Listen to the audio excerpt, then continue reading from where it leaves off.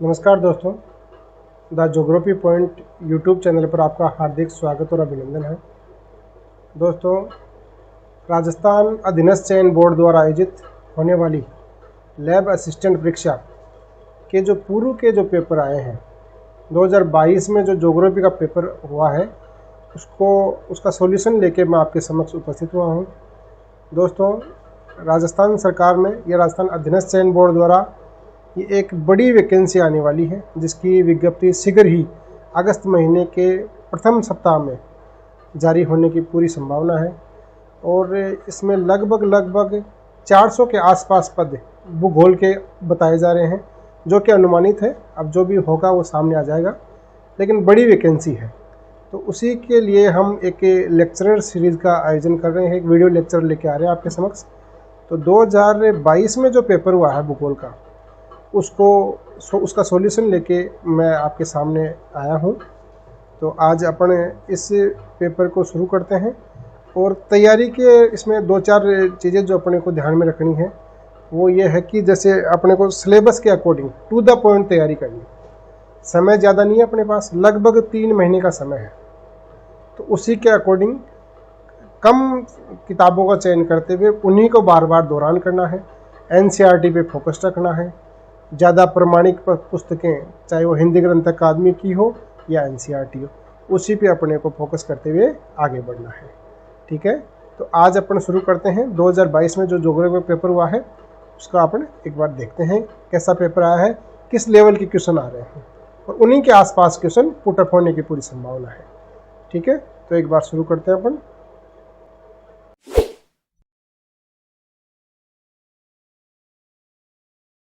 देखो, जो पहला क्वेश्चन है, रेड पांडा का नाम सूची में प्रकाशित किया गया है।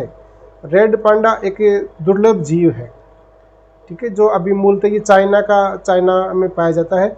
भारत में भी सिक्किम में ये पाया जाता है, कुछ ही संख्या बची है। तो IUCN एक लिस्ट जारी करती है, रेड डाटा लिस्ट। तो उसमें उसका जो प्रतीक चिन्ह है वो भी इसी को बनाया गया है, लाल पांडा को ही बनाया गया है। तो इसमें आएगा, जैसे पहला ऑप्शन दे रखा है सुभेद्य प्रजातियां, दूसरा है दुर्लभ प्रजातियां, तीसरा है संकटापन प्रजातियां, चौथा है इनमें से कोई नहीं। तो इसमें तीसरा ऑप्शन हो जाएगा। ठीक है, संकटग्रस्त प्रजातियां हैं, इनकी कुछ ही संख्या बची है। IUCN जारी करता है ये लिस्ट, और IUCN का मुख्यालय है ग्लैंड, स्विट्जरलैंड में। ठीक है, अगला दूसरा क्वेश्चन देखते हैं। निम्न में से कौन सा प्रमाण पृथ्वी की गोलाकार आकृति को प्रमाणित नहीं करता है? एक ऑप्शन ए है ज्वालामुखी उद्भेदन, ऑप्शन बी सूर्योदय एवं सूर्यास्त, सी है चंद्र ग्रहण, और डी है वायुव्य फोटो चित्र। तो ऑप्शन के अकॉर्डिंग इसमें ए होगा। ठीक है, ऑप्शन ए ज्वालामुखी उद्भेदन का, इससे पृथ्वी की गोलाकार आकृति का इससे कोई लेना देना नहीं है। ठीक है, अगला क्वेश्चन, पृथ्वी के कुल जल का कितना प्रतिशत महासागरों में पाया जाता है? ऑप्शन ए है 77%, 97%, 71% और 91%। देखो, ये क्वेश्चन थोड़ा कंफ्यूजिंग है। पृथ्वी के कुल जल का कितना प्रतिशत महासागरों में पाया जाता है? तो इसमें आएगा स्थलीय जल का पूछा जाए। क्वेश्चन ऐसे पूछा जाए कि कुल स्थलीय जल का कितना प्रतिशत जलीय भाग है, तो 71% होगा। नहीं तो इसमें आएगा 97%, 97%। इसमें हो जाएगा ऑप्शन बी। हाँ, अगला क्वेश्चन पे चलते हैं। मंदाकिनी नदी गंगा नदी से आकर मिलती है, ये प्रयाग बनाती है नदी। एक नदी जब दूसरी नदी से मिलती है ना, तो उसको बोलते हैं प्रयाग। अपने मंदाकिनी नदी का देव प्रयाग में मिलती है भागीरथी और अलकनंदा, विष्णु प्रयाग में मिलती है अलकनंदा प्लस धौली गंगा, कर्ण प्रयाग में मिलती है अलकनंदा प्लस पिंडार या पिंडर नदी, और रुद्र प्रयाग में मिलती है अलकनंदा और मंदाकिनी। तो ऑप्शन हो जाएगा अलकनंदा और मंदाकिनी नदी। अगले क्वेश्चन पे चलते हैं। फूलों वाली बौछार संबंधित है, ये बरसात है, बारिश है। तो इसको कौन से राज्य में किस नाम से जाना जाता है? अलग अलग राज्यों में अलग अलग नाम है। केरल में इसको फ्लावर शावर बोलते हैं, फूलों वाली बौछार बोलते हैं। कर्नाटक में इसको चेरी ब्लॉसम बोलते हैं, कॉफी शावर भी बोलते हैं कर्नाटक में। उड़ीसा में इसको बोलते हैं, उड़ीसा में इसका नाम, पश्चिम बंगाल में इसको कालबैसाखी बोलते हैं, और असम में इसका नाम है बारदोली छीड़ा। तो इसका ऑप्शन के अकॉर्डिंग आंसर हो जाएगा केरल। ठीक है, क्वेश्चन अगला, निम्न में से कौन सी उष्ण समुद्री धारा है? गर्म जल की धारा कौन सी है इसमें? ऑप्शन ए है खाड़ी की धारा गल्फ स्ट्रीम, बी है लेब्राडोर, सी है कनारी और डी है फॉकलैंड की धारा। तो अकॉर्डिंग टू ऑप्शन सीधा सा आंसर है गल्फ स्ट्रीम की धारा हो जाएगी, जो कि उत्तरी अटलांटिक की गर्म जल की धारा है। इसको ए कर लेंगे, ठीक।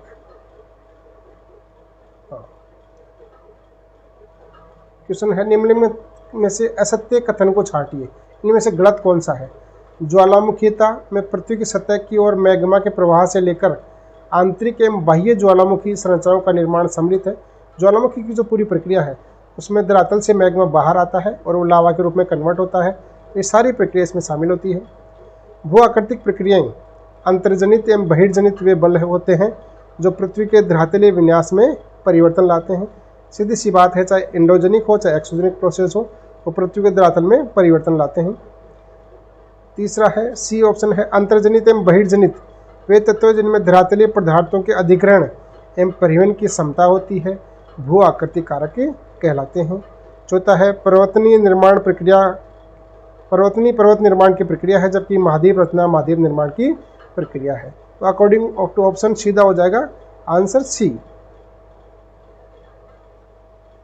अगला चलो क्वेश्चन, निम्नलिखित कथनों में से कौन सा जननांग के संक्रमण की अंतिम अवस्था के संबंध में सही नहीं है? अकॉर्डिंग टू एनसीईआरटी जननांग के संक्रमण की 3 अवस्थाएं हैं, और आगे के अपने उच्च स्तरों की बात करें, चाहे बीए के चले चाहे एमए के चले, तो वहाँ इसकी 5 अवस्थाएं बताई गई हैं। तो पहली अवस्था होती है उच्च जन्म दर और उच्च मृत्यु दर, इसमें जनसंख्या बिल्कुल बराबर रहती है, ना उसमें घटती है ना उसमें बढ़ती है, ठीक है, 0 इसकी ग्रोथ रेट होती है। दूसरी अवस्था होती है जन्म दर तो उच्च बनी रहती है, लेकिन चिकित्सा सुविधाओं के विस्तार के कारण मृत्यु दर में थोड़ी सी कमी आती है। मृत्यु दर में कमी के फलस्वरूप जनसंख्या का जो कुल योग है वो थोड़ा बढ़ जाता है, तो यहाँ जनसंख्या विस्फोट की अवस्था बनती है। तीसरी अवस्था में निम्न जन्म दर और निम्न मृत्यु दर होता है, ठीक है, तो यहाँ जनसंख्या का कुल योग है वो शून्य रहता है, बराबर स्थिर जनसंख्या रहती है।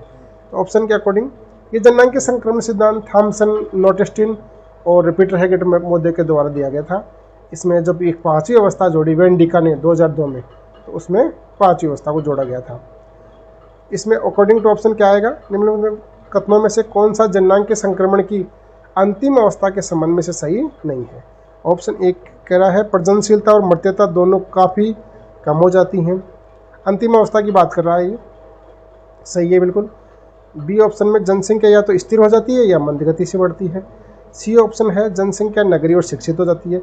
सी ऑप्शन तक जनसंख्या जब तीसरी अवस्था में पहुंचती है, इसका मूल कंसेप्ट यही है कि कैसे एक अशिक्षित और ग्रामीण समाज कैसे एक शिक्षित और नगरीय औद्योगिक समाज में कन्वर्ट होता है।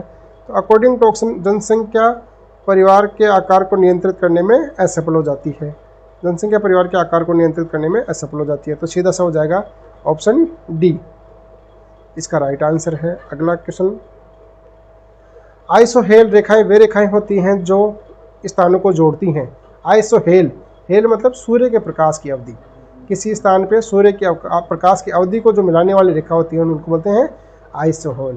आइसोथर्म होती हैं, आइसोहेलाइन होती है, आइसोनीप होती हैं, अलग अलग रेखाएं होती है जिनका इसमें शब्दावली का प्रयोग किया जाता है। तो इसमें सीधा सही हो जाएगा प्रतिदिन माध्य सूर्य प्रकाश की समान अवधि। ऑप्शन बी है समान औसत मेघावरण, ये नहीं है। दिए गए समय में समान वर्षा की मात्रा और समान तापमान, ये नहीं होगा, इसका ऑप्शन हो जाएगा ए, सीधा सा ऑप्शन है। अगला क्वेश्चन, भारत का स्थलाकृतिक मानचित्र जिसमें अक्षांश एवं देशांतरीय मान 30 × 30 डिग्री × 30 मिनट का का संगत माप है। 1:10 लाख, 1:2.5 लाख, 1:25, 1:25,000, 1:50,000, सीधा सा हो जाएगा इसका सी ऑप्शन हो जाएगा। 1,25,000। एक दोबारा देखते हैं, देखो 1:10 लाख है, 1:2.5 लाख है, 1:1,25,000 है, 1,25,000 हो जाएगा, और 1:50 नहीं 1,25,000 ऑप्शन हो जाएगा, सी ऑप्शन है इसमें। अगला क्वेश्चन, विश्व स्वास्थ्य संगठन WHO के अनुसार स्वस्थ शहर के लिए शामिल मूलभूत सेवाओं में कौन सी सम्मिलित नहीं है? एक जो नए शहर जो बढ़ा रही है सरकार WHO की अनुशंसा के अनुसार, तो उनके अनुसार इसमें कौन सी आवश्यक सेवाएं उपलब्ध नहीं होनी चाहिए? तभी वो शहर वो माना जाएगा स्वच्छ शहर। तो उसमें साफ पानी की होगी आवश्यकता, प्राथमिक स्वास्थ्य सेवाएं होंगी, छवि गृह को अपने इंग्लिश में बोलते हैं सिनेमा हॉल, ठीक है, थिएटर हाउस। तो इसकी आवश्यकता नहीं, स्वच्छता की आवश्यकता होगी। तो सीधा सा ऑप्शन हो जाएगा सी, छवि गृह, थिएटर हॉल की कोई आवश्यकता नहीं है। सिनेमा हॉल वो एक मनोरंजन का साधन भले ही हो सकता है, लेकिन WHO के अनुसार वो स्वस्थ शहर में उसकी कोई अहमियत नहीं है। निम्नलिखित में से कौन सा सूती वस्त्र उद्योग की अवस्थिति का कारक नहीं है? इसमें देखो जलापूर्ति, आर्द्रता, श्रम, शहरी क्षेत्र। तो ये तीनों चीज़ें इसके लिए आवश्यक हैं। जलापूर्ति सीधी सी कपास की खेती के लिए जलापूर्ति चाहिए, ठीक है। और फिर जब कपास से सूती बनाया जाता है, कॉटन बनाया जाता है, तो उसमें पानी की आवश्यकता होती है। नमी होगी तो रेशा लंबा टिकेगा, वो टूटेगा नहीं बीच में से। और श्रम की आवश्यकता होती है बड़ी मात्रा में। तो शहरी क्षेत्र के हिसाब से कोई आवश्यकता नहीं है। इसमें आवश्यकता होगी लेकिन मूल आवश्यकता नहीं है, बेसिक इसमें नीड नहीं है ये, ठीक है। तो अकॉर्डिंग ऑप्शन डी ऑप्शन हो जाएगा इसका, शहरी क्षेत्र।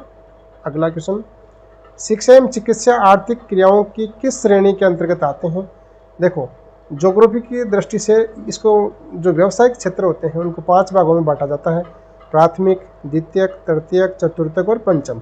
प्राथमिक में आते हैं डायरेक्ट प्रकृति से जुड़ी हुई गतिविधियों को प्राथमिक क्षेत्र में शामिल करते हैं। उसमें कृषि आ गया, पशुपालन आ गया, मत्स्य पालन आ गया, आखेट आ गया, पशुचारण आ गया, आदिम खनन आ गया। इन चीज़ों को प्राथमिक में शामिल करते हैं। द्वितीयक में निर्माण और विनिर्माण की गतिविधियों को शामिल किया जाता है। तृतीयक में परिवहन, व्यापार और संचार अर्थात सर्विस सेक्टर को तृतीयक में शामिल किया जाता है। चतुर्थक में शिक्षा, चिकित्सा, प्रशासन को चतुर्थक में शामिल किया जाएगा। और पंचम में विधि विशेषज्ञ होंगे, परामर्शदाता होंगे, नीति निर्धारक होंगे, जो हाईली पेड जो सर्विस है, जो सलाह देने के बदले भी उच्च वेतन आहरित करती हैं या बहुत ज़्यादा पैसे लेती हैं, तो उसको पंचम गतिविधियों में शामिल किया जाएगा। तो अकॉर्डिंग टू ऑप्शन शिक्षा एवं चिकित्सा सीधा सा है, प्राथमिक में नहीं आएगा, द्वितीयक में, तृतीयक में, चतुर्थक में आ जाएंगे, सीधी सी बात है, ठीक है। तो ऑप्शन डी। अगला क्वेश्चन, भारत की जनगणना 2011 के अनुसार वह पड़ोसी देश जहां से द्वितीयक सर्वाधिक अंतर्राष्ट्रीय प्रवासी पिछले निवास स्थान के संदर्भ में लोग प्रतिशत प्रतिवेदित हुए हैं, अर्थात कौन सबसे ज़्यादा पड़ोसी देशों में कौन सबसे ज़्यादा माइग्रेट होकर भारत में आए हैं? तो बांग्लादेश, पाकिस्तान, नेपाल, श्रीलंका। 2011 के अकॉर्डिंग पूछ रहा है ना, तो इसमें बांग्लादेश से सबसे ज़्यादा लोग प्रवासित होकर भारत में आए हैं, ठीक है। जो चकमा शरणार्थियों की जो समस्या है वो बांग्लादेश से रिलेटेड है, ठीक है। तो ऑप्शन इसमें ए हो जाएगा, बांग्लादेश। पाकिस्तान से प्रवास हुआ, लेकिन वो 1947 के बाद नहीं हुआ, 47 तक ही प्रवास हुआ वो भी धर्म के आधार पर। जब भारत और पाकिस्तान का विभाजन हुआ, पाकिस्तान की जो हिंदू पॉपुलेशन थी वो भारत में आ गई और भारत के जितने भी मुसलमान थे वो पाकिस्तान में चले गए। तो धर्म के आधार पर वो विश्व में सबसे बड़ा विभाजन माना जाता है, उसको माइग्रेशन माना जाता है वो। क्वेश्चन अगला, विश्व बैंक द्वारा जारी 2021 की रिपोर्ट के अनुसार निम्नलिखित दक्षिणी एशियाई देशों में से वह देश जहां ग्रामीण जनसंख्या प्रतिशत सर्वाधिक है वो है श्रीलंका, अफगानिस्तान, नेपाल, भारत। दक्षिणी एशियाई देशों में वह देश जहां ग्रामीण जनसंख्या का प्रतिशत पूछ रहा है सर्वाधिक, ठीक है। तो यह किसका हो जाएगा? श्रीलंका नहीं, अफगानिस्तान का, ठीक है। भारत में लगभग अभी है 31.16% जनसंख्या शहरी क्षेत्रों में निवास करती है, बाकी बच्चे जो ग्रामीण क्षेत्रों में निवास करती है। तो ये अफगानिस्तान का ज़्यादा है भारत से, ठीक है। अगला क्वेश्चन, नवनिश्चयवाद शब्द को प्रतिपादित किया था। देखो भूगोल की जो मूल संकल्पनाएं हैं वो 3 हैं, नियतिवाद, संभववाद और नवनियतिवाद या नवनिश्चयवाद। तो नियतिवाद की जो टर्मिनोलॉजी है वो रेडजेल महोदय के द्वारा दी गई। संभववाद जो टर्मिनोलॉजी है या विचारधारा है वो विडाल डी ब्लास महोदय के द्वारा दी गई। और नवनिश्चयवाद जो विचारधारा है, जो भूगोल की सबसे लेटेस्ट जो थ्योरी है वो दी गई है ग्रिफिथ टेलर के द्वारा, ठीक है। तो इसमें हो जाएगा सीधा सा सी ऑप्शन हो जाएगा, ग्रिफिथ टेलर। अगला क्वेश्चन, क्योटो प्रोटोकॉल प्रत्यक्ष रूप से, क्योटो प्रोटोकॉल जापान में एक सम्मेलन हुआ था, इसका संबंध था सीधा सा है ग्रीन हाउस गैसों के उत्सर्जन में कमी से, ओजोन परत के संरक्षण से, अम्ल वर्षा को रोकने से और सतत विकास से। तो इसमें आ जाएगा सीधा सा ग्रीन हाउस गैसों। और ग्रीन हाउस में सब जो मेजर गैस होती है वो होती है CO2, कार्बन डाइऑक्साइड। ठीक है, ये जो ओजोन परत के संरक्षण से संबंधित जो सम्मेलन था सॉरी, ओजोन परत के संरक्षण से जो सम्मेलन था वो था मॉन्ट्रियल प्रोटोकॉल, जो कि कनाडा में हुआ था 1987 में।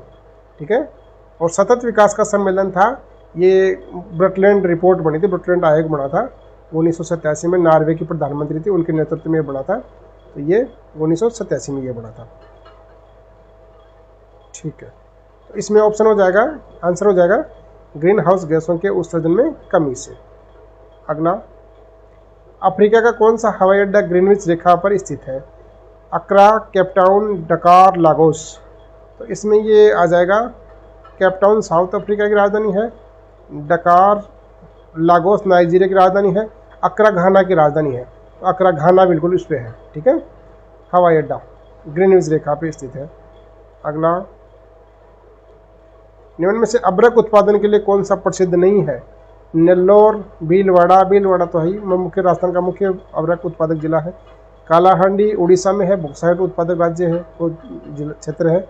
और हजारीबाग झारखंड में है। तो इसमें सीधा सा है, कालाहांडी उड़ीसा का है, बॉक्साइट उत्पादन का प्रमुख क्षेत्र है। ठीक है, अगला, निम्नलिखित में से कौन सा एक ओजोन परत के संरक्षण हेतु उत्तरदायी नहीं है?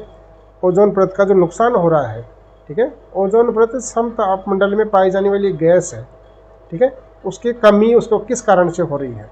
तो इसमें देखो CFC उसका मेजर कारण है उसको खत्म करने में। हेलोन्स होते हैं, मिथाइल क्लोरोफॉर्म होते हैं, और हाइड्रोक्लोरिक अम्ल, HCl नहीं होता इसको उत्तरदायी। ठीक है, तो इसमें ऑप्शन हो जाएगा डी, हाइड्रोक्लोरिक अम्ल। अगला, निम्न में से कौन सा राज्य जिंक का प्रमुख उत्पादक है? राजस्थान इसमें है। ठीक है, राजस्थान में डेगाना, ये नागौर वाली खाने सारी जिंक के लिए हैं। ठीक है, जस्ता उत्पादन होता है, उदयपुर की जो जावर माइंस है वहाँ भी जस्ते का उत्पादन होता है। सीसा, जस्ता और चांदी, ये तीनों सम्मिलित रूप से एक साथ निकलते हैं। ठीक है, हाँ, तो इसमें हो जाएगा ऑप्शन में क्या क्या है? मध्य प्रदेश, गुजरात, राजस्थान, कर्नाटक। तो राजस्थान हो जाएगा सीधा सा। अगला क्वेश्चन, खगोल शास्त्री जिन्होंने ब्रह्मांड के विस्तार के बारे में सबसे पहला मत प्रतिपादित किया वह है एडविन हबल महोदय, इमैनुअल कांट, जॉर्ज लेमेंत्रे और चैम्बरलिन। तो हबल और इमैनुअल कांट, जॉर्ज लेमेंत्रे और चैम्बरलिन महोदय। ठीक है, सब ने अपने मत प्रतिपादित किए हैं, लेकिन सबसे पहला जो मत है इसमें जॉर्ज लेमेंत्रे का है, बिग बैंग थ्योरी, विस्तारित ब्रह्मांड परिकल्पना के नाम से भी जाना जाता है इसको।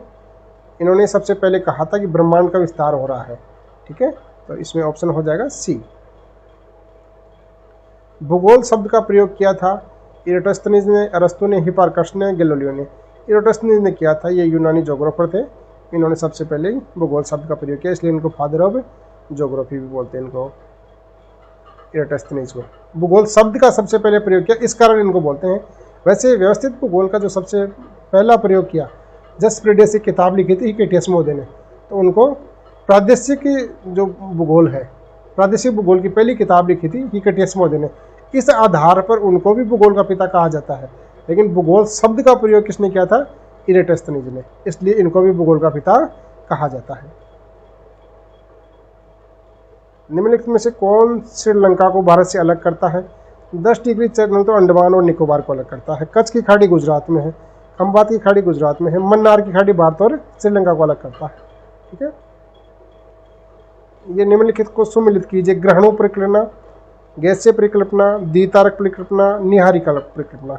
ये ब्रह्मांड की उत्पत्ति से संबंधित संकल्पनाएं हैं।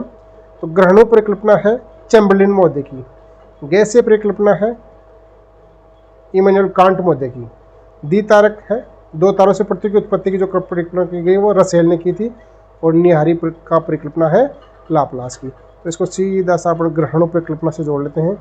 एक का हो जाएगा डी, एक का डी, गैसीय का हो जाएगा सी, और इसका हो जाएगा बी, और इसका हो जाएगा ए। तो DCBA, DCBA, ये डी हो जाएगा इसमें ऑप्शन। ठीक है, अगला क्वेश्चन, निम्न में से कौन सा देश विश्व में डेयरी फार्मिंग का प्रमुख केंद्र नहीं है? ऑप्शन है न्यूजीलैंड, न्यूजीलैंड है, ऑस्ट्रेलिया है, डेनमार्क है, ये तो पूर्ण रूप से डेयरी के ऊपर, उनकी अर्थव्यवस्था डेयरी के ऊपर टिकी हुई है। जापान नहीं है, जापान एक औद्योगिकृत देश है और जापान की प्रमुख जो अर्थव्यवस्था है वो आयात पर निर्भर है। जापान के पास खुद की ज़मीन नहीं है, जापान द्वीपों पे बसा हुआ देश है, तो वह क्या करता है, कच्चा माल मंगाता है, फिर वहाँ उसको निर्मित बनाता है और फिर पूरी दुनिया में बेच देता है। जापान इसमें सीधा सा है, तो जापान नहीं होगा इसमें। डेयरी फार्मिंग पे जापान नहीं है। राणा प्रताप सागर बांध राजस्थान के किस जिले में स्थित है? राणा प्रताप सागर बांध पहले तो ये चंबल नदी पे स्थित है, राजस्थान के उदयपुर चित्तौड़गढ़ में है। ठीक है, चंबल नदी पे 4 बांध बने हुए हैं। ठीक है, एक है गांधी सागर जो कि मध्य प्रदेश में है, फिर राणा प्रताप सागर, जवाहर सागर और कोटा बैराज। तो इसमें आ जाएगा सीधा सा चित्तौड़गढ़ में, चित्तौड़गढ़ के 84गढ़ में है ये। अगला क्वेश्चन, IPCC का गठन किया गया है, intergovernmental panel of climate change, विश्व मौसम संगठन और संयुक्त राष्ट्र पर्यावरण कार्यक्रम द्वारा, संयुक्त राज्य अमेरिका द्वारा, खाद्य एवं कृषि संगठन द्वारा, भारत द्वारा। ये सीधी सी एक जलवायु पे जो रिपोर्ट जारी करती है ना, वो संस्था है। तो ये किया गया है विश्व मौसम संगठन द्वारा और इसमें UNO का भी भाग है, यूनाइटेड नेशन UNDP का, sorry, united nation development programme का, जिसका मुख्यालय नैरोबी केन्या में है। अगला क्वेश्चन,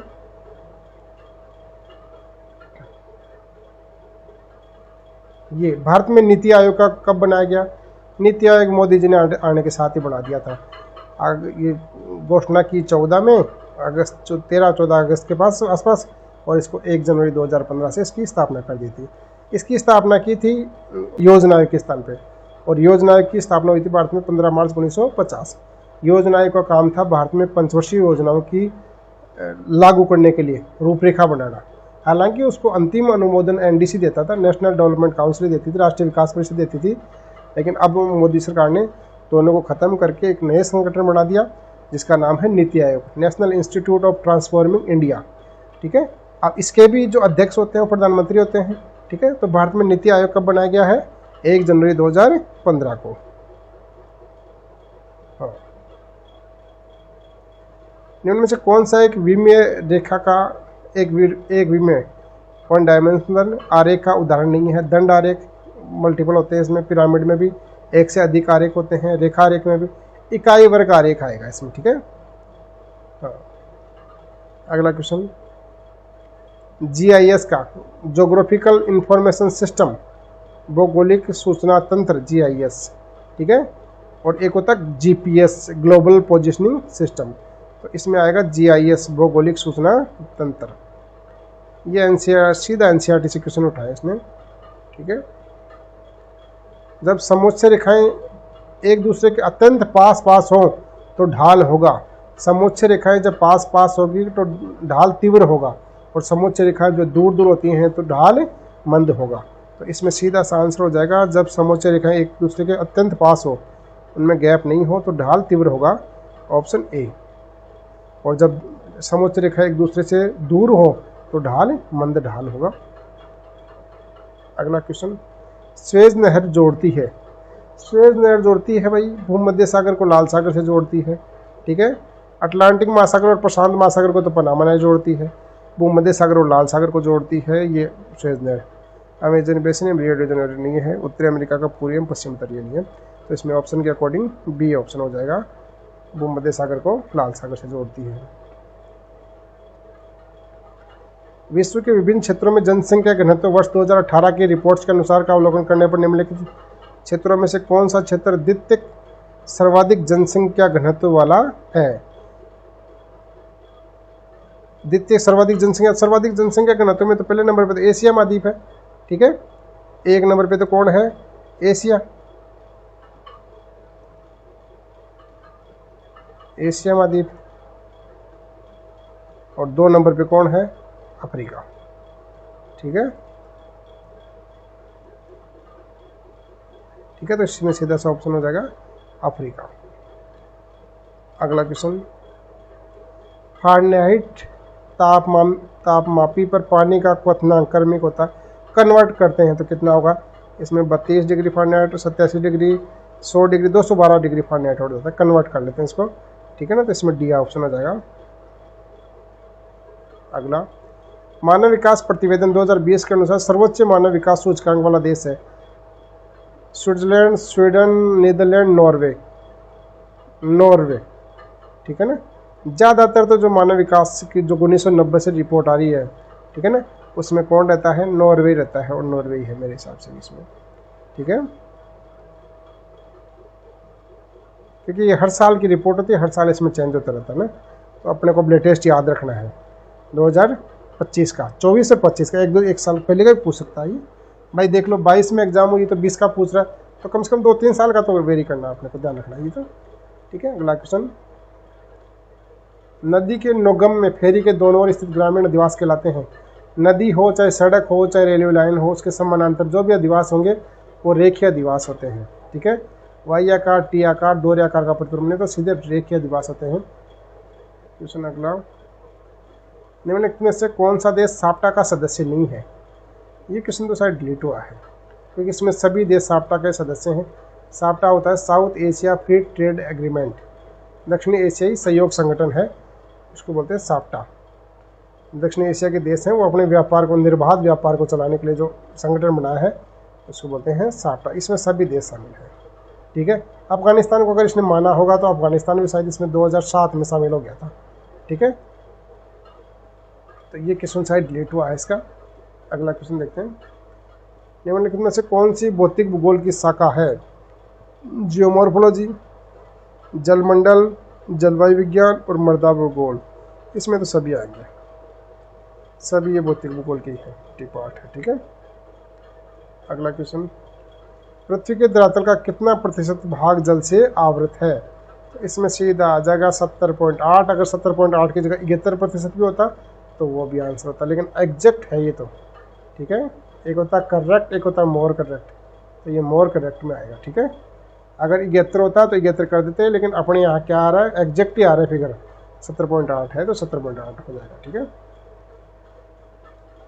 अभी तक खोजे गए कुल महासागरीय गर्तों में से समुद्री जो गड्ढे हैं, जो गहरे गर्त हैं, उनमें से अटलांटिक महासागर में गर्त अवस्थित है। 57 गर्तों की खोज हुई है टोटल अब तक। ठीक है, 32 तो हैं प्रशांत महासागर में, 19 है अटलांटिक महासागर में, 6 है हिंद महासागर में। तो अभी तक ये कौन सा पूछ रहा है? ये अटलांटिक महासागर का पूछ रहा है, तो 19 हो जाएगा सीधा सा इसमें। ठीक है, अगला क्वेश्चन, भारत का अक्षांशीय विस्तार। अब की बार अक्षांशीय पूछा तो हो सकता है आपकी बार देशांतरी विस्तार पूछ ले। ठीक है, तो इनका ध्यान रखना अपने को। 8 डिग्री 4 मिनट उत्तर से 38 डिग्री 7 मिनट उत्तर, ये नहीं है। 68 डिग्री 7 मिनट उत्तर से 97 डिग्री 25 मिनट उत्तर, ये भी नहीं है। 68 डिग्री 7 मिनट पूर्व से 97 डिग्री 25 मिनट पूर्व, ये भी नहीं है। 8 डिग्री 4 मिनट उत्तर से 37 डिग्री 6 मिनट उत्तरी अक्षांश, ये भारत का अक्षांशीय विस्तार है। और देशांतरी विस्तार याद करता हूँ, 68 डिग्री 7 मिनट से 97 डिग्री 25 मिनट, ये क्या है? भारत का देशांतरी विस्तार। ठीक है,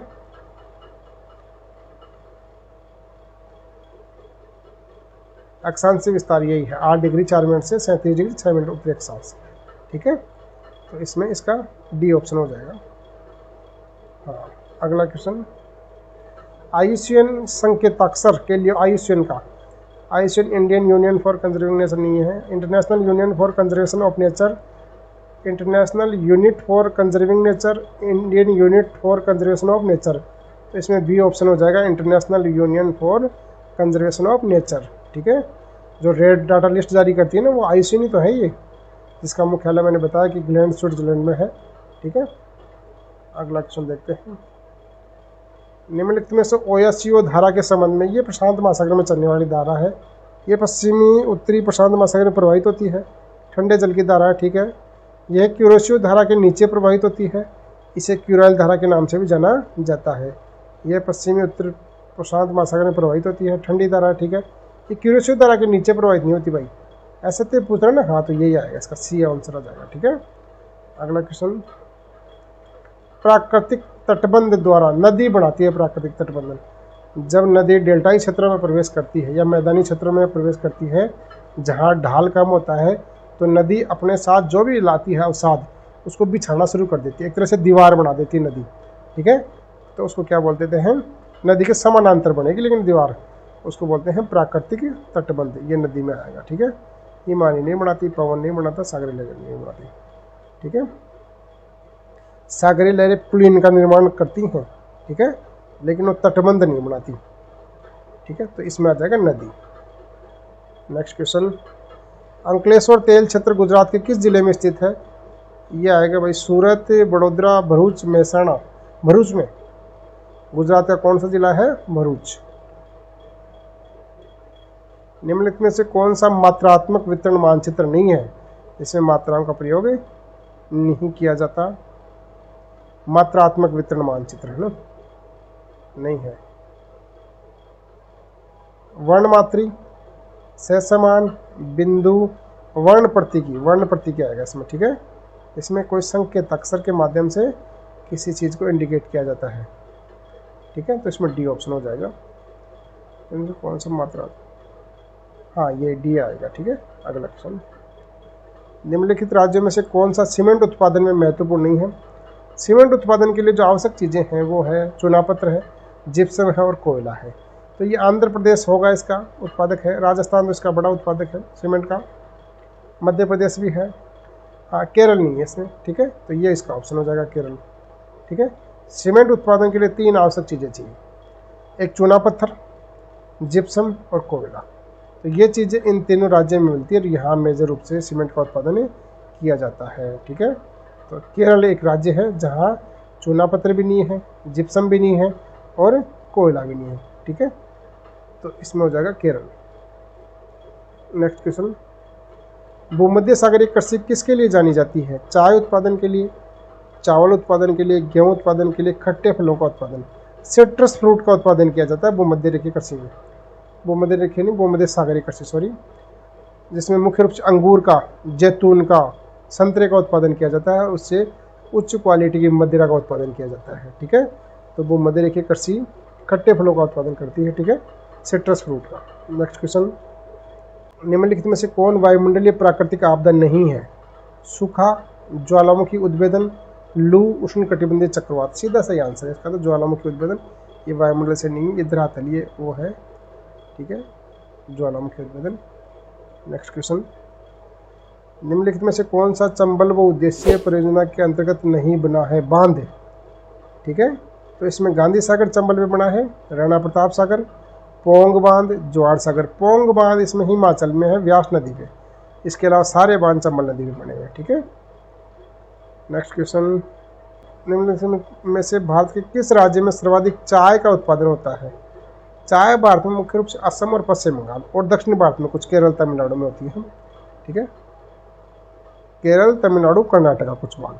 ठीक है, तो भारत में पश्चिम बंगाल में दार्जिलिंग और जलपाईगुड़ी का क्षेत्र है, लेकिन सर्वाधिक उत्पादन की बात करें तो असम में होता है चाय का उत्पादन। ठीक है, भारत चाय का सबसे बड़ा उत्पादक है लेकिन निर्यातक नहीं है, ध्यान रखना, निर्यातक में तीसरे नंबर पे है अभी शायद।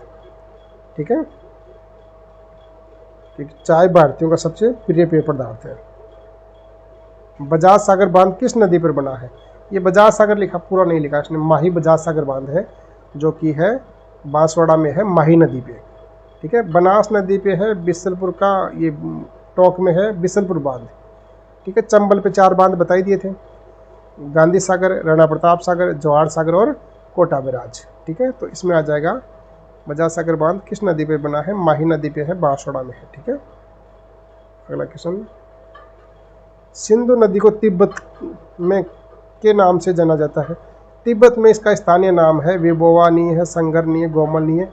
ये तो इसकी सहायक नदियां हैं, विबोवा, संगर और गोमल। ठीक है, इसका नाम है सिंगी खम्बान। ठीक है, सतलज को बोलते हैं लोंगचन खम्बाब और इसको सिंधु को बोलते हैं सिंगी खम्बान।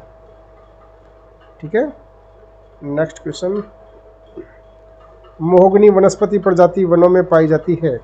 उष्ण कटिबंधीय कांटेदार वन, उष्ण कटिबंधीय अर्धसदाबहार वन, उष्ण कटिबंधीय सदाबहार वन, उष्ण कटिबंधीय पर्णपाती वन। सदाबहार वनस्पति है ये, इसमें आबोनस, रोजवुड, मोहगनी, स्प्रूस, कई प्रकार के पेड़ पाए जाते हैं। ठीक है, तो इसमें आ जाएगा उष्ण कटिबंधीय सदाबहार वन। भारतीय वन सर्वेक्षण का मुख्यालय कहाँ है? ये देहरादून में है सीधा सा। ठीक है, हाँ। पुरानी जलोढ़ मर्दाओं द्वारा प्रदर्शित की जाती हैं, पीट में लेटराइट, लाल और पीली बांगड़। बांगड़ पुरानी जलोढ़क होती हैं, नदी द्वारा पुराने जलोढ़क होते हैं, और खादर नवीन जलोढ़क होते हैं। तो इसमें हो जाएगा बांगड़ लिखा है, वैसे बांगर होती है। ठीक है, निम्नलिखित में से असत्य कथन को छांटिए। ग्लोब पर अक्षांश समानांतर वृत्त के समान प्रतीत होते हैं। दो अक्षांशों के बीच की दूरी लगभग 111 किलोमीटर होती है। देशांतर के सभी याम्योत्तर वृत्त के समान प्रतीत होते हैं जो ध्रुवों से गुजरते हैं। अक्षांश के सभी याम्योत्तर ध्रुवों पर मिलते हैं। सीधा सही इसमें डी ऑप्शन हो जाएगा। अक्षांश कहाँ मिलता है तो ठीक है, अक्षांश तो मानचित्र पर आड़ी पड़ी रेखाएं होती हैं जो पूर्व से पश्चिम को मिलाती हैं, जबकि देशांतर होती हैं उत्तर से दक्षिण को मिलाती हैं। ठीक है, तो इसमें सीधा सा डी आंसर हो जाएगा। कैरोलिन प्लेट, ये छोटी प्लेट है। वैसे देखो प्लेटों की जो संख्या है वो 6 है। कई जगह 7 लिखा मिलेगा, लेकिन उत्तरी अमेरिकी प्लेट और दक्षिणी अमेरिकी प्लेट को अगर मिला दें तो 6 है, वरना कितनी प्लेट है? मुख्य प्लेट कितनी है? बड़ी प्लेट कितनी है? 7। अगर उत्तरी अमेरिकी प्लेट और दक्षिणी अमेरिकी प्लेट को मिलाते थे तो प्लेटों की संख्या हो जाएगी 6। अब ये जो प्लेट है कैरोलिन प्लेट, ये छोटी प्लेट है। देखो ये क्या है, कैरोलिन प्लेट अवस्थित है, कहाँ स्थित है, लोकेशन कहाँ है इसकी? एशिया महाद्वीप पर प्रशांत महासागरीय प्लेट के बीच में नहीं, दक्षिण अमेरिका में प्रशांत महासागरीय प्लेट के बीच में नहीं, ऑस्ट्रेलिया के उत्तर पूर्व में नहीं, ये है फिलीपीन और इंडियन प्लेट के मध्य है, छोटी प्लेट है ये। ठीक है, नेक्स्ट क्वेश्चन, मोहरिक असमता तथा परतों के बीच में पाई जाती है। ये ऊपरी क्रस्ट तथा निचला क्रस्ट, निचली क्रस्ट तथा ऊपरी मेंटल, ऊपरी मेंटल तथा निचली मेंटल, निचली मेंटल में ऊपरी क्रोड। इसका हो जाएगा क्रस्ट और मेंटल के बीच में पाया जाता है। निचला तो क्रस्ट होता है और ऊपरी मेंटल हो जाता है। ठीक है, ये 2900 किलोमीटर के आसपास का क्षेत्र है, तो वहाँ ये डिक्टोनोमी पाई जाती है। ठीक है, असभ्यता पाई जाती है। ठीक है, ये इससे रिलेटेड है रेपेटी असभ्यता, गुटेनबर्ग असभ्यता, कोनार्ड असभ्यता, वो अपन अगले लेक्चर में आपको बताएंगे। निम्नलिखित में से कौन सी आग्नेय चट्टान नहीं है? ग्रेबो, ज्वालामुखी ब्रेसिया, गेसेराइट और पिग्मेटाइट। तो ये ज्वालामुखी ग्रेबो, ठीक है, आग्नेय चट्टान का उदाहरण है। ब्रेसिया है, गेसेराइट और पिग्मेटाइट, इसमें है गेसेराइट, ये नहीं है इसका। ठीक है, पिग्मेटाइट भी ये आग्नेय चट्टान ही होती है। ठीक है, आग्नेय चट्टान होती हैं जो ज्वालामुखी के धरातल के आंतरिक भागों में ठंडा होकर जमने से बनती हैं। ठीक है, उनको बोलते हैं इग्निशियस रॉक। प्रारंभिक चट्टान होती है, ऊपरी चट्टानें होती है। ठीक है, तो इसमें हो जाएगा गेसेराइट। नेक्स्ट क्वेश्चन, हाँ, निम्नलिखित युग्मों में से कौन सा एक सही सुमेलित नहीं है? एक तरफ देश का नाम दे दिया, एक तरफ स्थानांतरणशील कृषि का नाम दे दिया, शिफ्टिंग कल्टीवेशन का नाम दे दिया। इंडोनेशिया में लदांग खेती स्थानांतरित कृषि का नाम है, स्थानीय नाम है वहाँ। इंडोनेशिया में लदांग बोलते हैं, मेक्सिको में मिल्पा बोलते हैं, ब्राज़ील में रोका बोलते हैं, वियतनाम में रे बोलते हैं, कोनु को बोलते हैं वेनेजुएला में। ठीक है, तो इसमें आ जाएगा वियतनाम। ये सुमेलित नहीं है वैसे। ठीक है, कोनु को कहाँ बोलते हैं? वेनेजुएला में बोलते हैं, वेनेजुएला में। ठीक है, दक्षिण अमेरिका महाद्वीप का देश है, प्रमुख तेल उत्पादक देश है वेनेजुएला। ठीक है, तो वहाँ उसको क्या बोलते हैं? कोनु को बोलते हैं।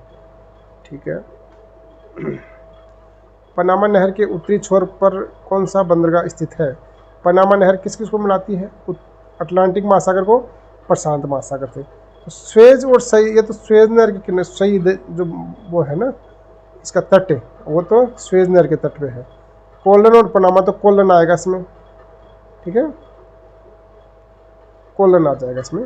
क्या क्वेश्चन क्या है? पनामा नहर के उत्तरी छोर पर कौन सा बंदरगाह है स्थित है? तो कोलन बंदरगाह है। ठीक है, नेक्स्ट क्वेश्चन, पृथ्वी पर सबसे विशाल ज्वालामुखी कौन सा होता है? मिश्रित ज्वालामुखी, काल्डेरा ज्वालामुखी, शील्ड ज्वालामुखी और सिंडर शंकु। शील्ड ज्वालामुखी आएगा इसमें। ठीक है ना, इसमें लावा का प्रभाव बहुत दूर तक होता है, इसका आकार सबसे विशाल होता है। ठीक है, सबसे विशालतम जो ज्वालामुखी होता है वो शील्ड ज्वालामुखी माना जाता है। ठीक है, नेक्स्ट क्वेश्चन, वायुमंडल की परत जिसके कारण पृथ्वी पर रेडियो तरंग संचार संभव है। जो रेडियो की जो तरंगे परावर्तित होकर कौन से मंडल से वापस लौटती हैं? समताप मंडल में ऐसा नहीं होता है, मध्य मंडल, ताप मंडल, आयन मंडल, आयन मंडल से होती हैं। ये आयन मंडल के भाग हैं, वो अपने आपको नेक्स्ट लेक्चर में बताएंगे, नेक्स्ट वीडियो में बता देंगे। अगला क्वेश्चन, पशुपालन एक उदाहरण है प्राथमिक व्यवसाय का, द्वितीयक व्यवसाय का, तृतीयक व्यवसाय का, चतुर्थक व्यवसाय का। ये मैंने पहले ही बताया, आपके क्वेश्चन में आया था उसमें। कि जो प्रकृति से डायरेक्ट जुड़ी हुई जो गतिविधियां हैं वो किस में आएंगी, प्राथमिक व्यवसाय में आएंगी। तो सीधा सा इसका आंसर आ जाएगा प्राथमिक व्यवसाय। नेक्स्ट क्वेश्चन, भारत में मरु विकास कार्यक्रम DDP कब शुरू किया गया था? ये 1977-78 में किया था। मरुस्थलीय प्रसार को रोकने के लिए केंद्र सरकार की योजना थी, ठीक है, 1977-78 में लागू किया गया था ये, ठीक है। ब्रटलैंड रिपोर्ट किससे संबंधित है? अभी अपन पहले जो चर्चा कर रहे थे सतत विकास की, उससे संबंधित है ये। मानव विकास, आर्थिक विकास, सतत विकास, कृषि विकास। हाँ, तो इसमें सी ऑप्शन आ जाएगा तुम्हारे। ब्रटलैंड रिपोर्ट नॉर्वे की प्रधानमंत्री थी, तो उनके नेतृत्व में बनी थी। गारो बरहम ब्रटलैंड है ना, ऐसे कुछ नाम था उनका, तो उनके नेतृत्व में बनी थी। और उन्होंने एक बुक प्रकाशित की थी आवर कॉमन फ्यूचर के नाम से, ठीक है। तो उसमें सतत विकास के बारे में भी बताया गया था। सतत विकास ऐसा विकास होता है जिसमें वर्तमान पीढ़ियों की आवश्यकताओं को पूरा करते हुए आने वाली पीढ़ियों के लिए संसाधनों को बचा कर रखा जाता है, ठीक है। तो ये सतत विकास, सस्टेनेबल डेवलपमेंट बोलते हैं इसको, ठीक है। सतत विकास, सस्टेनेबल डेवलपमेंट, समपोषणीय विकास, धारणीय विकास, कई टर्म है इसके लिए, ठीक है। राजस्थान का कौन सा शहर अजरक प्रिंट के लिए प्रसिद्ध है? अजरक प्रिंट बाड़मेर में है, ठीक है। हाँ, आपने इन देखो ऑप्शन पे जाना नहीं है, पहले ऑप्शन सही हो गया तो ये ऑप्शन हो जाएंगे रॉन्ग, ये हो जाएगा बाड़मेर। बाड़मेर का शायद ये बालोतरा वाला क्षेत्र में अजरक प्रिंट का काम किया जाता है, ठीक है। भारत में लोहा इस्पात कारखानों के निम्नलिखित समूह में से किसकी स्थापना स्वतंत्रता के बाद अर्थात 1947 के बाद की गई? देखो, इसमें जमशेदपुर की स्थापना हो गई 1907 में, JRD टाटा जी ने की थी, जमशेदपुर झारखंड में। फिर भिलाई की स्थापना हुई, भिलाई है 1955 के आसपास। दूसरा बोकारो 1900, हाँ इसमें ये जमशेदपुर 1907 हो जाएगा, तो ये यहीं गलत हो जाएगा। भिलाई 55, राउरकेला 55, दूसरी पंचवर्षीय योजना में ये आए थे, ठीक है। तो ये आ जाएंगे इसमें। विश्वेश्वरैया और दुर्गापुर शायद 1923 में ही आ गया था, तो इसमें सी टर्म हो जाएगा तुम्हारे, सी ऑप्शन चला जाएगा, ठीक है। नेक्स्ट क्वेश्चन, विश्व के सर्वाधिक लंबे रेल मार्ग का नाम क्या है? कैनेडियन पैसिफिक रेल मार्ग, ट्रांस साइबेरियन रेल मार्ग, उत्तरी अंतर्महाद्वीपीय रेल मार्ग, मध्य अंतर्महाद्वीपीय रेल मार्ग। तो इसमें सीधा सा ही है, सबसे लंबा रेल मार्ग 9327 किलोमीटर के आसपास है। हो सकता है कि उसमें 1-2 किलोमीटर का थोड़ा मेरे को एग्जैक्ट नहीं है, 9327 ऐसे कुछ है, ठीक है। ये रूस में स्थित है, सेंट पीटर्सबर्ग को व्लादिवोस्टोक से मिलाता है, ठीक है। विश्व का सबसे लंबा रेल मार्ग है, ये कौन सा हो जाएगा? ट्रांस साइबेरियन रेल मार्ग, ठीक है। अगला क्वेश्चन, केपटाउन बंदरगाह अवस्थित है अफ्रीका में, उत्तरी अमेरिका में, दक्षिण अमेरिका में, एशिया में? केपटाउन बंदरगाह, केपटाउन तो दक्षिणी अफ्रीका की राजधानी है, तो अफ्रीका महाद्वीप में ही है, ठीक है। हाँ, यही हो जाएगा ऑप्शन इसका। निम्नलिखित ऊर्जा संसाधनों में से कौन सा एक नवीकरणीय प्रकृति का है जिसको रिन्यूएबल कर सकते हैं, जो ख़त्म नहीं होगा? सीधी सी बात है, ठीक है। ये असमाप्य भी बोलते हैं इसको। तो इसमें क्या है? पवन है, पेट्रोल है, डीजल है, कोयला है। ये तो सारे खत्म होने वाले हैं, पेट्रोल, डीजल और कोयला। तो इसमें एक ही बच रहा ऑप्शन सीधा, पवन, ठीक है। जैव विविधता हॉटस्पॉट नामावली किसने दी थी? ये जैव विविधता की जो हॉटस्पॉट है, हॉटस्पॉट वो क्षेत्र होता है जहाँ सर्वाधिक जैव विविधता पाई जाती है। देखो, हॉटस्पॉट होता है स्थलीय क्षेत्र में, और हॉट स्पॉट होगा ना, वो होगा जलीय क्षेत्र में, सर्वाधिक जैव विविधता वाला क्षेत्र, ठीक है। तो इसमें क्या पूछ रहा है? जैव विविधता हॉट स्पॉट नामावली किसने दी थी? Norman Myers. ये पहले ऑप्शन आ जाएगा इसमें। तो हक्सले ने नहीं, हक्सले का कोई नहीं इसमें। विलियम कनिंगम, टांसले ने इकोसिस्टम दिया था, इकोलॉजी हैकल ने दिया, टांसले ने इकोसिस्टम दिया था, ठीक है। इसमें तो आ जाएगा सीधा से नॉर्मन मायर्स। मायर लिख दिया, मायर्स है वैसे। नेक्स्ट क्वेश्चन, निम्नलिखित में से कौन सा भारत पाक सीमा के संदर्भ में असत्य है? यह एक अध्यारोपित सीमा है, यह एक कृत्रिम सीमा है, इसका नाम रेड क्लिफ रेखा है। ये तो सारे सही हैं। रेड अध्यारोपित सीमा है, ये एक कृत्रिम सीमा भी है, इसमें प्रकृति का कोई नहीं, मानव के द्वारा की गई थी। इसका नाम रेड क्लिफ है, बिल्कुल है। यह मरुस्थलीय प्रदेश द्वारा एक प्राकृतिक सीमा नहीं है। मरुस्थलीय प्रदेश में, राजस्थान में इसको रेड क्लिफ के नाम से जाना जाता है, लेकिन ये प्राकृतिक सीमा नहीं है इसका, ये कृत्रिम सीमा है। भारत सरकार के द्वारा इसमें फेंसिंग की गई है दोनों तरफ, ठीक है। हाँ, वायु सर्वेक्षण निदेशालय भारत का सर्वेक्षण कहाँ कार्य का स्थित मुख्यालय कहाँ है इसका? हैदराबाद, कोलकाता, नई दिल्ली, बेंगलुरु। इसमें न्यू दिल्ली आएगा, ठीक है, नई दिल्ली। ओके, नेक्स्ट क्वेश्चन, यदि प्रमुख याम्योत्तर पर समय प्रातः 8:30 हो तो इसी समय दिल्ली में समय क्या होगा? प्रमुख याम्योत्तर की बात करा GMT से, ग्रीनविच रेखा से, ठीक है। तो वहाँ से जो टाइम जोन है अपना वो 5 घंटे 30 मिनट आगे है भारत का, ठीक है। तो 8:30 में आप 5 घंटे और 30 मिनट का समय ऐड कर लीजिए। तो 5 के बाद में क्या आएगा इसमें? 1:30, 2:30, 2 बजे आ जाएगा इसमें सीधा सा, ठीक है ना। GMT से भारत का जो 82.5 डिग्री पूर्वी देशांतर है उसके बीच में 5.5 घंटे और 30 मिनट का अंतर है, ये आगे है टाइम, ठीक है। तो अपने को इसमें ऐड कर देना है 5 घंटे 30 मिनट में, वो सॉरी 8:30 में 5 घंटे 30 मिनट ऐड करना है, तो 2 बजे आएगा इसका, ठीक है। मई 1994 में आपदा प्रबंधन पर विश्व संगोष्ठी आयोजित हुई थी। ये NCERT से डायरेक्ट क्वेश्चन उठाया है, आपदा प्रबंधन पर एक रणनीति, योकोहामा जापान में बनाई गई थी इसका, ठीक है। रियो डी जनेरियो ब्राजील में ये पृथ्वी सम्मेलन हुआ था इसमें 1992 में। कोपेनहेगन का डेनमार्क में ये सम्मेलन हुआ है। जोहान्सबर्ग का 2002 में हुआ है। लेकिन ये आपदा प्रबंधन पेपर डिजास्टर मैनेजमेंट पहुंच रहा है, ठीक है। तो ये क्या है? योकोहामा रणनीति बोलते हैं इसको जापान में। अधिक सुरक्षित संसार के लिए एक रणनीति जिसका स्लोगन था इसमें, ठीक है। नेक्स्ट क्वेश्चन, सुदूर संवेदन तकनीक, रिमोट सेंसिंग जिसको बोलते हैं, के संदर्भ में परावर्तकता शब्द से रिफ्लेक्टिविटी, रिफ्लेक्शन ही होता, परावर्तकता शब्द से अभिप्राय है किसी पदार्थ द्वारा प्राप्त की गई ऊर्जा एवं उसके द्वारा परावर्तित ऊर्जा का अनुपात। प्रकाश की गति से ऊर्जा का किसी दिक् स्थान अथवा माध्यम से होने वाला परिवर्तन। किसी पदार्थ द्वारा प्राप्त एवं अवशोषित विकिरण ऊर्जा का अनुपात। एक प्रतिबिंब अथवा फोटोग्राफ द्वारा धरातल का आवर्त क्षेत्रफल। परावर्तकता पूछ रहा है, रिफ्लेक्टिविटी, तो इसमें पहला ऑप्शन आएगा किसी पदार्थ द्वारा प्राप्त की गई ऊर्जा तथा उसके द्वारा परावर्तित ऊर्जा का अनुपात आ जाएगा इसमें। नेक्स्ट क्वेश्चन, एस्किमोज द्वारा लकड़ी एवं व्हेल मछली की हड्डियों से बनाए गए मकान को कहते हैं। देखो, एस्किमो जब बर्फ का घर बनाते हैं तो उसको बोलते हैं इग्लू, लेकिन उसमें जब लकड़ी और व्हेल की मछलियों को प्रयोग कर लेते हैं तो उसको बोलते हैं कर्मक।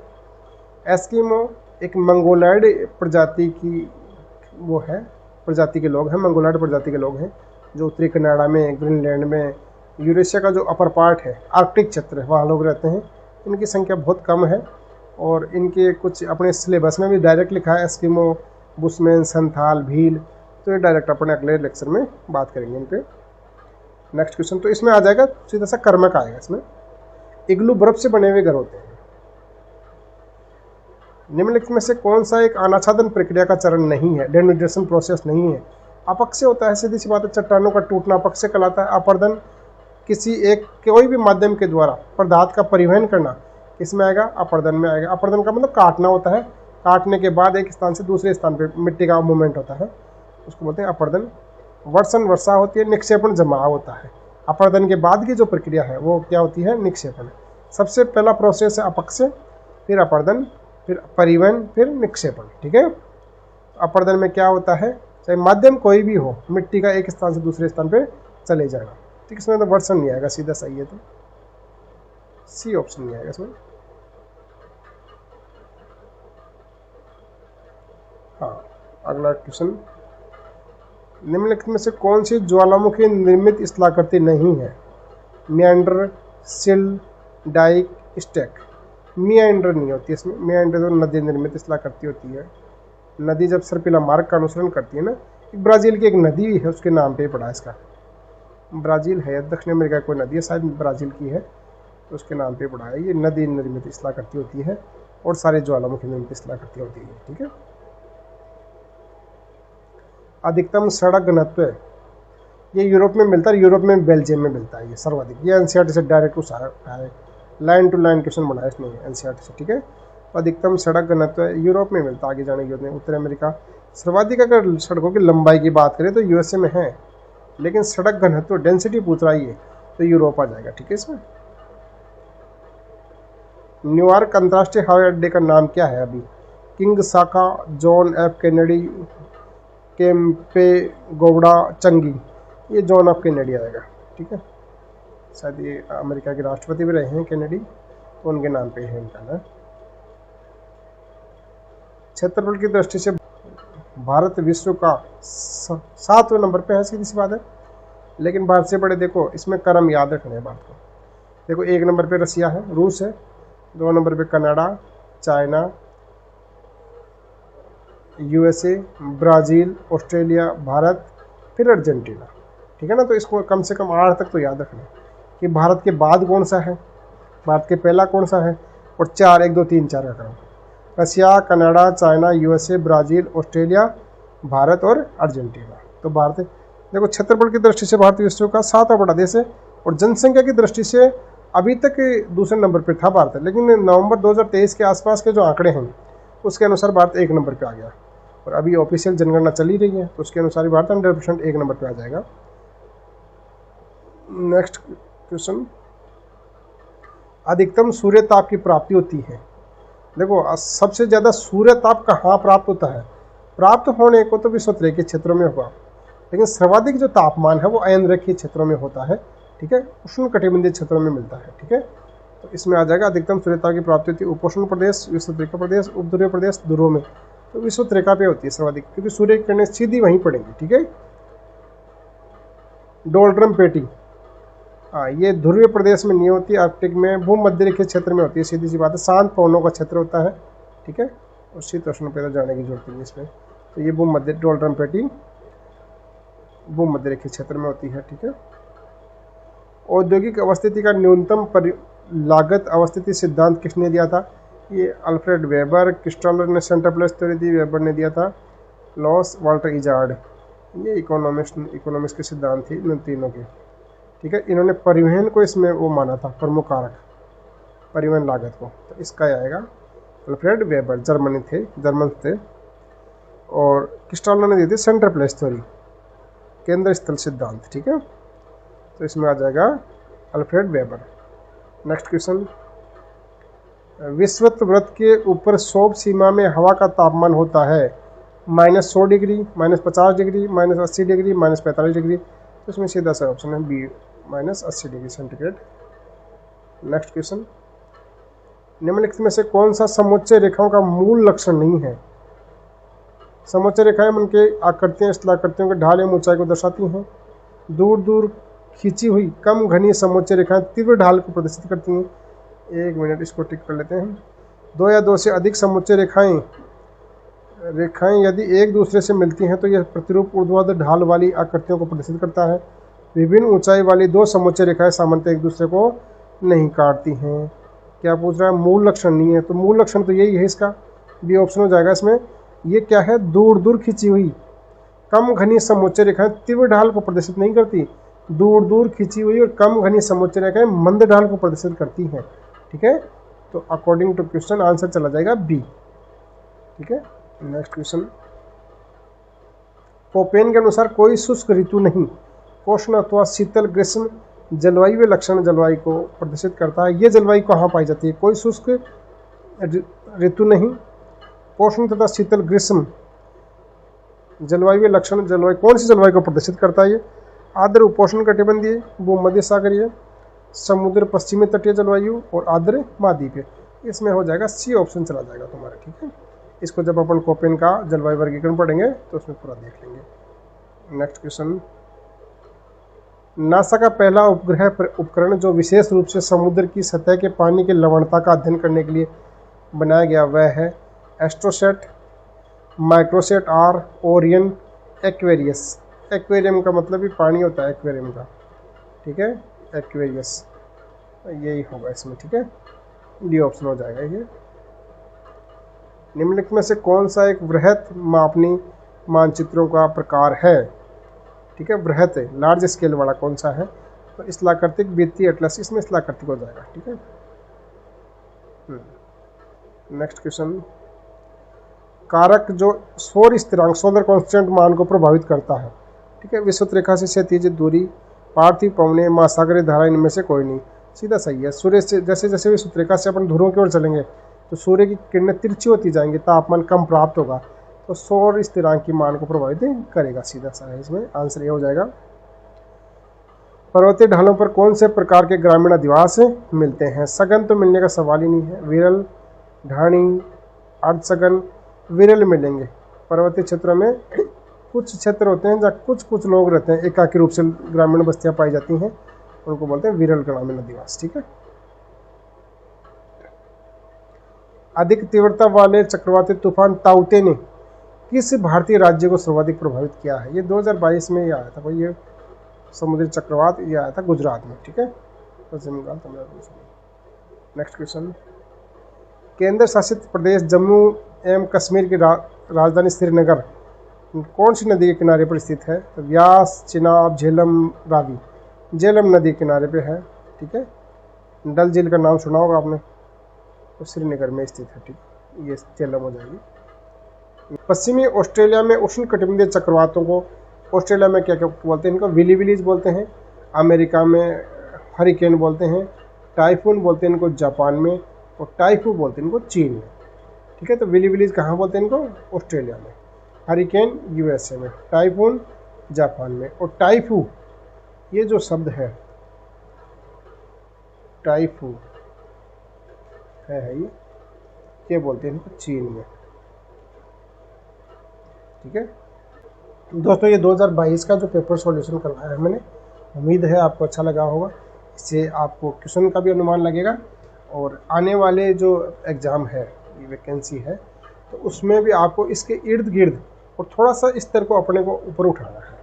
उसका कारण है कि पिछली कुछ वैकेंसियों में, चाहे आरपीएससी हो, चाहे अधीनस्थ बोर्ड हो, सब ने अपने क्वेश्चन का पैटर्न चेंज किया है, थोड़े से कठिनाई स्तर बढ़ाया है, कठिनाई का स्तर बढ़ा है, तो अपने को उसी लेवल के अकॉर्डिंग, हालांकि अपने को फोकस एनसीईआरटी पे ही करना है।